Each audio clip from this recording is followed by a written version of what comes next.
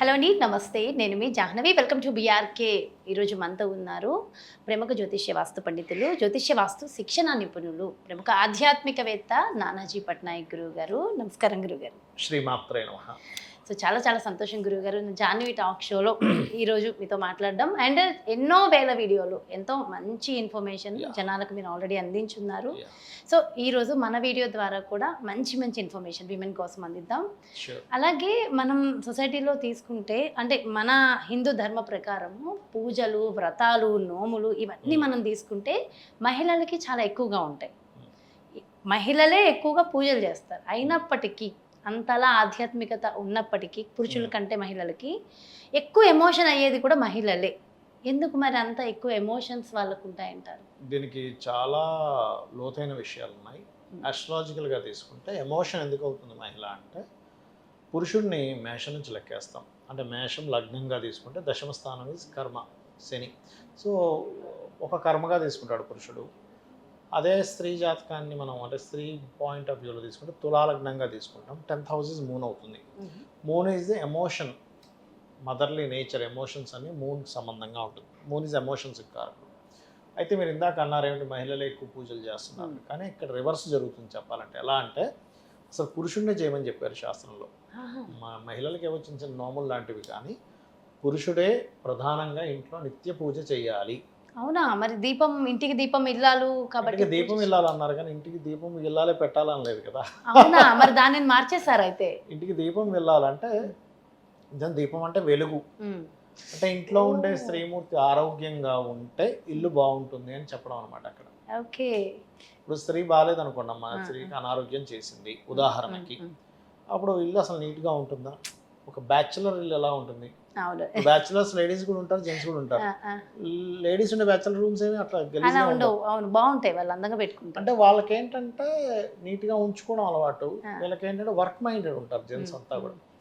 పని ఎట్లాగా, రేపు నేను ఎంత వర్క్ చేస్తే ఎంత హైక్ వస్తుంది అంటే ఏంటంటే ఒక ఫైనాన్స్ మీద వర్క్ ఓరియంటెడ్గా ఉండడం వీళ్ళకి బాగా ఇంట్రెస్ట్ ఉంటుంది. నీట్నెస్, ఒక సేఫ్టీగా, సెక్యూరిటీగా, హైజీనిక్గా ఉండడం వీళ్ళకి ఇంట్రెస్ట్ ఉంటుంది. అట్లా అనమాట మెయిన్గా అక్కడ.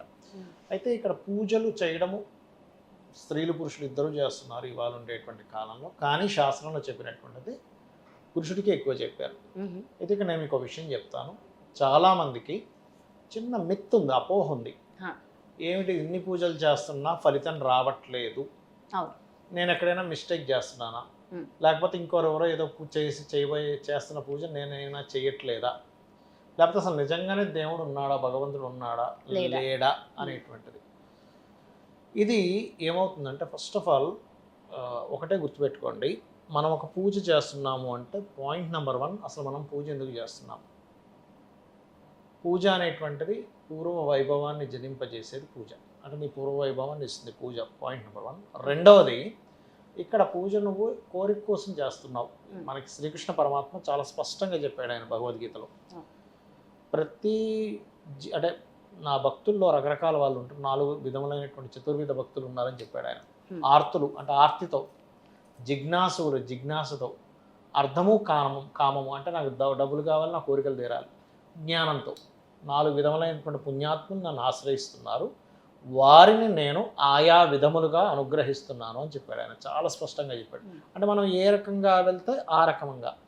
ఇప్పుడు చూడు, మనకు కూడా ఫ్రెండ్స్ ఉంటారు, జస్ట్ డబ్బుల కోసమే ఉండే ఫ్రెండ్ ఉంటాడు, మనం అంటే ప్రాణం ఇచ్చే ఫ్రెండ్ ఉంటాడు, మనం అంటే ఇష్టం ఉన్న ఫ్రెండ్ ఉంటాడు. మనం వాళ్ళని అదే రూపంలో మనం చూపిస్తాం వాళ్ళకి, అంతే కదా. అరే వీడు ఓన్లీ డబ్బుల కోసం వస్తుంటాడు, సరే డబ్బులు ఇచ్చేసి మనం మర్చిపోతాం, పెద్దగా సీరియస్గా తీసుకోం. అలాగే మనమే అలా ఉన్నప్పుడు భగవంతుడు ఎలా ఉంటాడు, ఇది గుర్తుపెట్టుకోవాలి.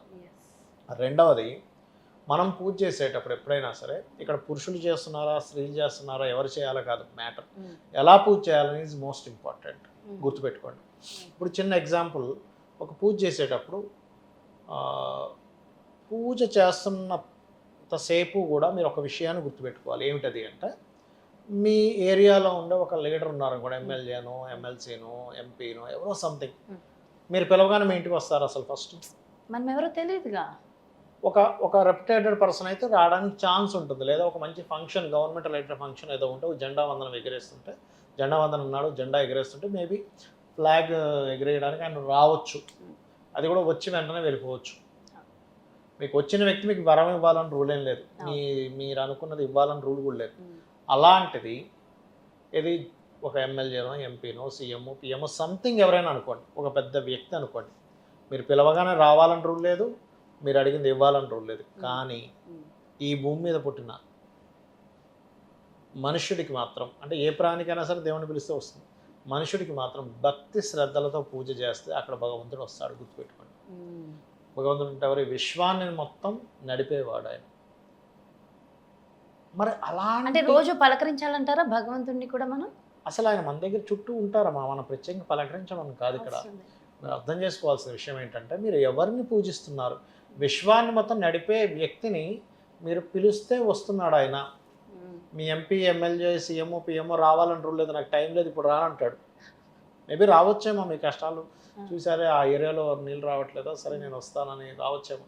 కానీ నువ్వు భక్తి శ్రద్ధలతో చేస్తే ఖచ్చితంగా అక్కడికి భగవంతుడు వస్తున్నాడు.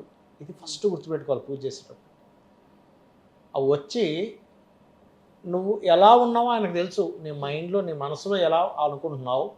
అబ్బా అమ్మ ఒకటే గోల్ చేస్తుంది కాబట్టి పూజ చేస్తున్నానా, లేకపోతే భార్య గొడవ పెడుతుందని పూజ చేస్తున్నానా, భర్త రోజు పూజ చేయకపోతే బాగోదంటున్నాడని పూజ చేస్తున్నానా, లేకపోతే నువ్వు భక్తితో చేస్తున్నావా, ఏదో కోరికతో చేస్తున్నావు. ఇందాక నేను చెప్పాను మీకు, ఆర్తులు జిజ్ఞాసువులు అర్ధకాములు జ్ఞానులు అని. నువ్వు ఏ విధంగా నువ్వు పూజ చేస్తున్నావు, నీ మైండ్లో ఏముంది, నీ లోపల ఏముంది, నీ బయట ఏముంది, మొత్తం భగవంతుడు తెలుసు. అయితే తెలిసి దాన్ని బట్టి రిజల్ట్ ఇచ్చేస్తాడు నీకు. అంటే ఆయనే చేయిస్తాడంటారా మనతో? మనకున్న పూర్వజన్మ కర్మ వల్ల మనం చేస్తాం. గుర్తుపెట్టుకోండి, మన పూర్వజన్మ వాసన అంటాం. నాకు పలానా దేవత అంటే ఇష్టం అండి అంటూ ఉంటారు కొంతమంది. అంటే దాని అర్థం ఏమిటి? వాళ్ళకి పూర్వజన్మల్లో అప్పటి నుంచి ఆ ఉపాసన చేసిన బలం అది ఆటోమేటిక్గా అట్రాక్ట్ అవుతారు దానికి. ఇంకొక విషయం చెప్తాను, నీకు పూజ గురించి వచ్చింది కాబట్టి. దేవుడి మీద ఉండే, భగవంతుడి మీద ఉండే నమ్మకం ఈ విషయాల్లో చాలామంది నాకు తల్లిదండ్రులు చెప్తున్న విషయం ఏమిటంటే, ఏమండి మా అబ్బాయి 10వ తరగతి వరకు బాగా పూజ చేసి మాతో పాటు ఆలయానికి వచ్చేవాడు, మా అమ్మాయి మా అబ్బాయి మాతో పాటు ఇంట్లో పూజలు కూర్చునేవారు. దాని తర్వాత సడన్గా మానేశారండి. దీనికి కారణం ఏమిటండి అంటూ ఉంటారు. లాట్ ఆఫ్ రీజన్స్ ఉంటాయి. అప్పటివరకు ఆధ్యాత్మిక యోగాలు నడుస్తాయి, అప్పటి నుంచి నడవు.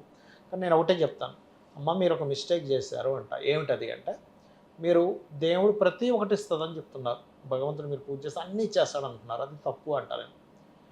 నీకు భగవంతుడే ఇస్తాడు అన్నీ, కానీ నీ కర్మ బట్టి ఇస్తాడు, నీ అర్హతని బట్టి ఇస్తాడని చెప్పాలి.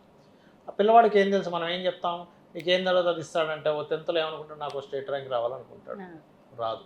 నాకు మ్యాథమెటిక్స్ ఇన్ని మార్క్స్ రావాలనుకుంటారు, రాదు. ఎందుకు వస్తుంది? నీకు ఎలిజిబిలిటీ లేదు, నువ్వు రాస్తే ఇస్తాడు కదా. మనం ఏం చేస్తాం, అలా చెప్పేసరికి ఆ పిల్లవాడు ఏం చేస్తాడు, 10th తర్వాత పూజ లేదు ఏం లేదు, దేవుడు ఏం చేయలేదు చూస్తాడు. ఇంకా దాని రీజన్స్ ఎత్తుక్కుంటాడు. నాన్న అంత కష్టపడుతున్నాడు, నాన్నకు మళ్ళీ అప్పులు ఎందుకున్నాయి, నువ్వు ఇంత పూజలు చేస్తున్నావు, నీకు ఇంత హెల్త్ ఇష్యూ ఎందుకుంది, మరి పెద్దనాన్నేమో ఇట్లాగా చిన్నాన్నేమో ఇట్లాగా, మన పక్కింటి ఆయన చుడే పూజలు చేయట్లేదు, ఆయన కారులో తిరుగుతాడు. ఇట్లాంటి పిచ్చి పిచ్చి లాజిక్స్ అన్ని వెతుక్కుంటూ మనకే పిల్లలు చెప్పేటువంటి స్టేజ్కి మనం తెచ్చుకుంటున్నాం. మనం ఏం చెప్పాలి, నాన్న ఈ విశ్వంలో ఉన్న ప్రతిదీ భగవత్ అనుగ్రహంతోనే కదులుతుంది. నువ్వు ఇప్పుడు తింటున్నావు అంటే నువ్వు తిన్న ప్రతిదీ కూడా వైటమిన్స్ గాను, రక్తం గాను, మలం గాను అన్నీ ఎలా మారుతుంది. అలాంటి మిషనే లేదు. భగవద్గీతలో చాలా స్పష్టంగా శ్రీకృష్ణ పరమాత్మ చెప్పాడు, మీరు భుజించు భక్ష్య భోక్ష్య లేక్ష్య పదార్థాలని జీర్ణము చేయుచున్నాను అన్నాడు ఆయన. అంటే అది లోపల శ్రీకృష్ణ పరమాత్మ ఉండి అన్నింటినీ జీర్ణం చేస్తున్నాడంటే ఎంత పని చేస్తున్నాడు మన కోసం. ఎంత పని చేస్తున్నాడంటే మనం ఎంత కృతజ్ఞత కలిగి ఉండాలి. సో మనం గ్రాటిట్యూడ్తో పూజ చేయాలి అనేది మనం పిల్లలకి చెప్పాలి. మీరు గ్రాటిట్యూడ్ చెప్పాలంతే. అక్కడ గ్రాటిట్యూడ్తో నువ్వు రోజు నేను నామస్మరణ చేయి, నువ్వేం చేసినా సరే చేస్తూ ఉండు. ఇది ఒకటైతే పూజ చేసే విధానంలో ఒకటి, నువ్వు పూజ చేసేటప్పుడు ఆ అరగంట సేపు గంట సేపు పూజ చేసి బయటికి వచ్చి మళ్ళీ నీ యొక్క యథావిధిగా నువ్వు అవతల వాళ్ళ మీద ఈర్ష్య ద్వేషాలు ఇవన్నీ పెట్టుకుంటే నీ పూజ వ్యర్థం.